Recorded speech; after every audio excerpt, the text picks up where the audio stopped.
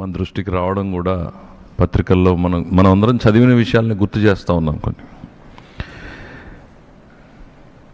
ఆ సందర్భంలో ప్రభుత్వం మారడం, చంద్రబాబు నాయుడు గారు ముఖ్యమంత్రి కావడం, ఎన్డీఏ కూటమి అధికారంలోకి రావడం, వచ్చిన వెంటనే ఆయన తీసుకున్నటువంటి ఫస్ట్ 2 డెసిషన్స్, ఆయన ఫంక్షన్ చేయాలి, ఆయన కార్యక్రమాలు ప్రారంభించాలి అని అంటే ఆయనకు ఒక కార్యదర్శి ఉండాలి కాబట్టి ఫస్ట్ రవిచంద్ర గారిని అపాయింట్ చేశారు.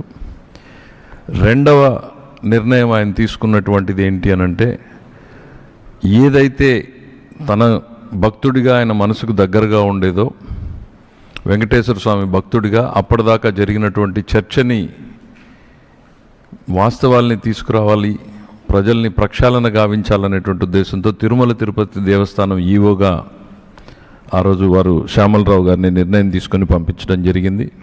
వెళ్తూ ప్రక్షాళన చేయండి, ప్రసాదంతో మొదలుకొని అన్నింటిలోనూ కూడా పవిత్రత కనపడాలి, మీరు ఆ రకంగా తిరుమలని తీర్చిదిద్దండి అని చెప్పారని ఈవో గారే స్వయంగా అక్కడికి వెళ్ళి ఛార్జ్ తీసుకున్న టైంలో చెప్పారు.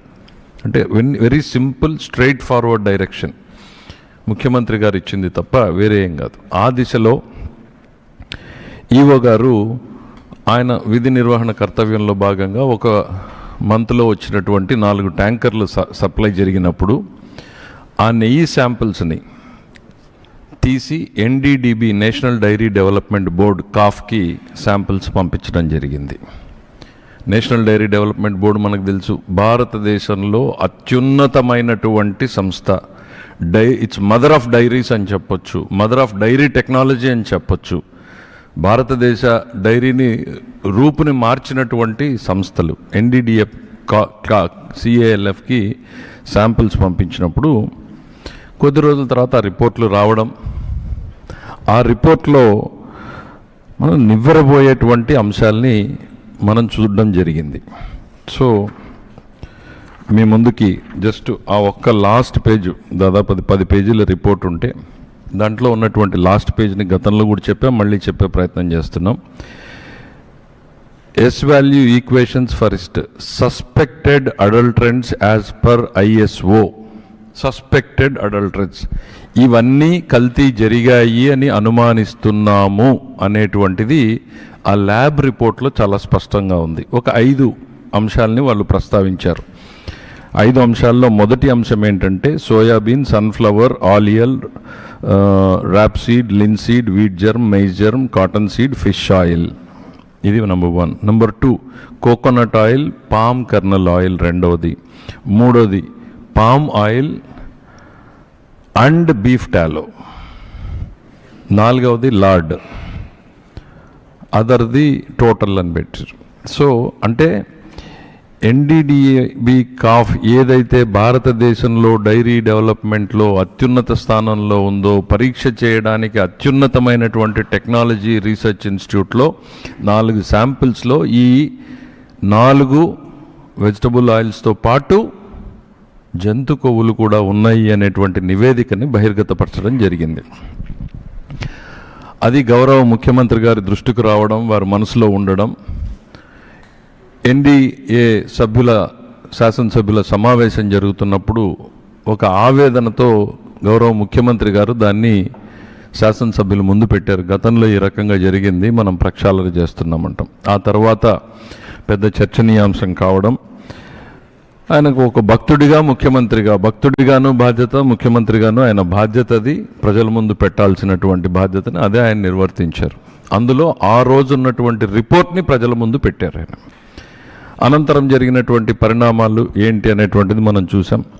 సెప్టెంబర్లో తిరుపతి ఈస్ట్ పోలీస్ స్టేషన్లో ఈ ఎన్డీడీబీ రిపోర్ట్ ఆధారంగా ఇదిగో కల్తీ జరిగింది అనేటువంటి కేసుని అక్కడ ఉన్నటువంటి ప్రొక్యూర్మెంట్ GM కేసు రిజిస్టర్ చేయడం, ఆ రిజిస్టర్ని దర్యాప్తు చేయడం కోసం సిట్ని ఏర్పాటు చేయవలసిందిగా ప్రభుత్వం ఆదేశాలు ఇవ్వడం జరిగింది. అయితే దాంతో కలత చెందినటువంటి గత తిరుమల తిరుపతి దేవస్థానం మాజీ చైర్మన్ సుబ్బారెడ్డి గారు సుప్రీంకోర్టుని ఆశ్రయించడం, సుప్రీంకోర్టులో వాళ్ళ వాదనలు విన్న తర్వాత దీంట్లో ఇంకో 2 సభ్యులను యాడ్ చేసి ఇది CBI ఆధ్వర్యంలో చేయాలి అని చెప్పడం మనం అందరికీ కూడా తెలిసిందే. ఈ ఇన్వెస్టిగేషన్లో భాగంగా అనేక అంశాలు ఇప్పటికే ప్రజల ముందుకు రావడం జరిగింది.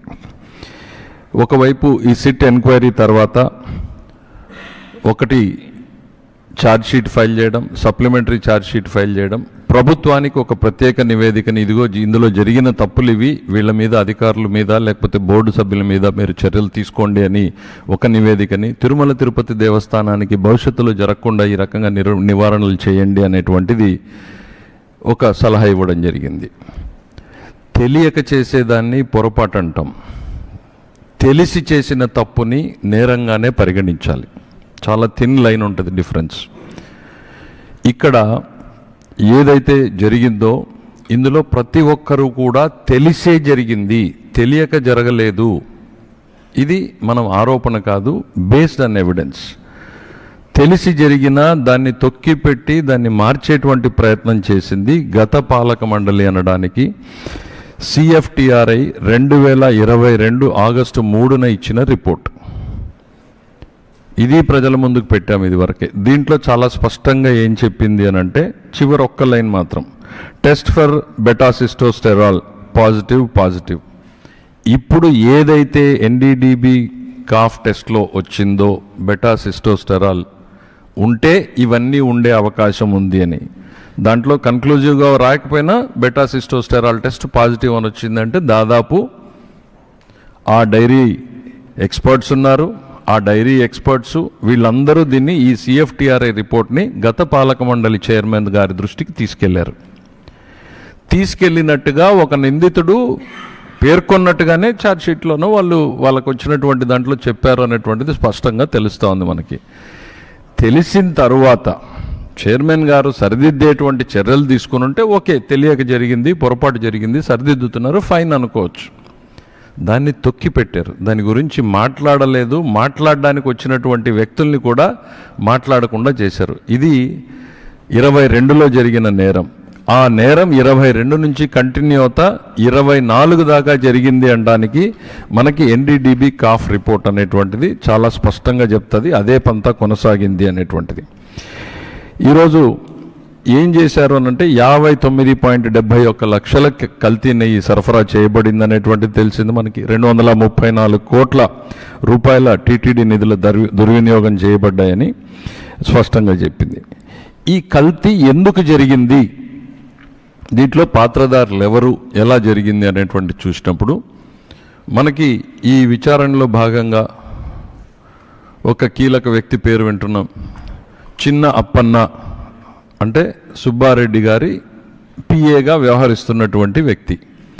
ఆయన బోలేబాబా డైరీ దగ్గరికి వెళ్ళి, మీరు నాకు కిలోకు 25 రూపాయలు ఇవ్వండి నెయ్యికి, ఇస్తే మీరు సరఫరా చేసేలాగా నేను మీకు అవకాశం కల్పిస్తాను అని అంటే ఆ బోలేబాబా డైరీ అధికారులు దాన్ని తిరస్కరించడం, వెంటనే ఇక్కడికి వచ్చిన తర్వాత ఆ ప్రొక్యూర్మెంట్ ఆఫీసర్స్కి వేరే కాంపిటీషన్ సంస్థ చేత, ప్రీమియర్ డైరీ అనుకుంటా, వాళ్ళ చేత ఒక కంప్లైంట్ తీసుకుని వితిన్ డేస్ దాన్ని బ్లాక్ లిస్ట్లో పెట్టించడం జరిగింది.